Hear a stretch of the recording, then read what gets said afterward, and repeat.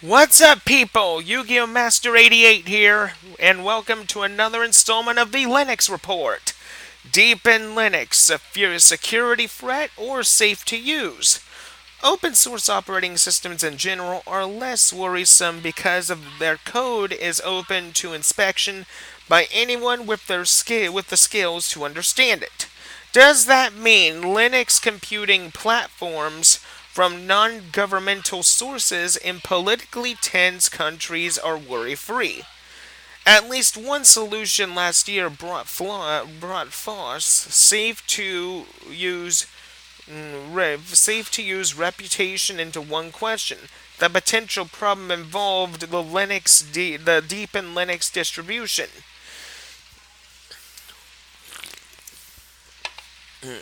Given that several governments, including the U.S., have concerns with the Android-based mobile phone products made made my, made by, I can't pronounce that name for the life of me. I apologize. Should relate security concerns extended to deep in Linux?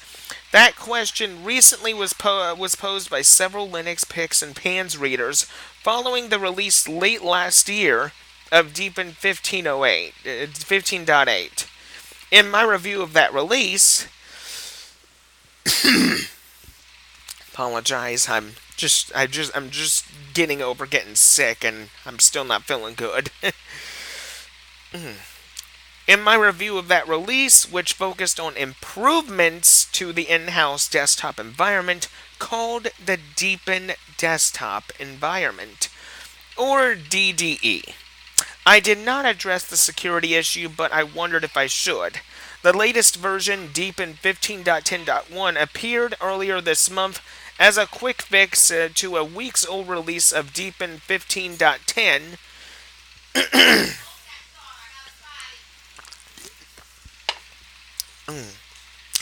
preventing NVIDIA M250 and GTX 1060 graphics cards from enabling window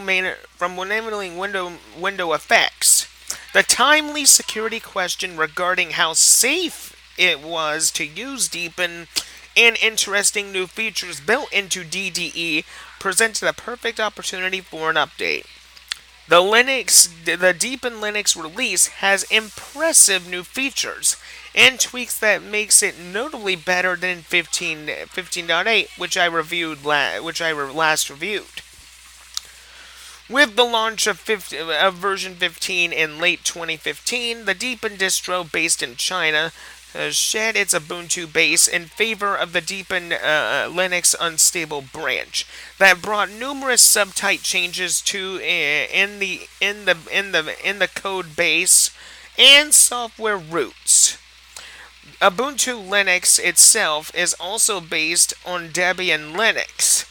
The chief distinguishing factor underlining Deepin's growing popularity is its homegrown Deepin desktop environment, DDE. It is one of the more modern desktop environments. Deepin is one of the first Linux distros to take advantage of HTML5. Coinciding with the base inflation change, the developers Deepin Technology slightly changed the distro's name. What was Deepin Linux is now Deepin. That subtype rebranding was an attempt to differentiate it from previous releases, as you all can see here, and here. However, the subarea of Deepin various deep versus Deepin has all but lost its purpose, regardless of whether the name is spelled Deepin or Deepin Linux. As in this review, the distro offers users an equivalent modern themed Linux OS. It is easy to use and comes with high quality software developed in-house. Right, and as you all can see here, it pretty much states right here it's work in progress, how the distro came to be, and all that stuff. As you all can see, you guys can pause this and read it. I'm not going to read the whole article. except for this article down here. So as you all see right here, choice of distro desktop. You all can read this if you want. But this is the part I wanted to get to right here. I posed the security question to free cybersecurity experts, raising the issues that several Linux Insider readers asked in response to my previous Deepen review. Due to world politics and questionable tactics by other Chinese device makers, concerns have surfaced about Deepen's potential security risk. In short, those concerns focus on whether the Linux distribution created by a developer team in China is safe to use due to its open source rather than proprietary software. The concerns include whether the distro's components are being utilized to leach information back to Chinese governmental interests. Could Deepen Linux be the first instance of a Linux distro targeted by a government for scrupulous data collection? None of my expert sources were aware of any occurrences involving spyware or malware embedded in the OS code related to Deepen or any other distros. However, a concern did surface last year surrounding Deepen's website and App Store. According to Daniel Smith, head of threat research at Raidware, these used a statistical analysis service called CNZZ, now UMeg Plus.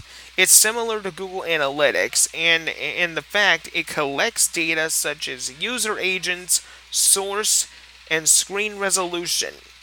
At the moment, no evidence exists to suggest that the Chinese government is leaching information from the analytics service used by Deepen. If the distro has been targeted to return information back to anyone without notification, it might be the first instance of a Linux distro targeted by a government for scrupulous data collection. He agreed. A thin line separates developmental data gathering from surreptitious information gathering. Most software, to some extent, collects data regardless of its country of origin.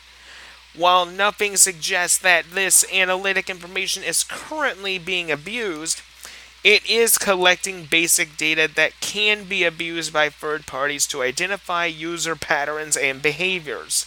This could cause some privacy concern for non-Chinese users. And as you all can see, here's an article right here. You can pause and read if you want. Here's another one. And here's a few more right here.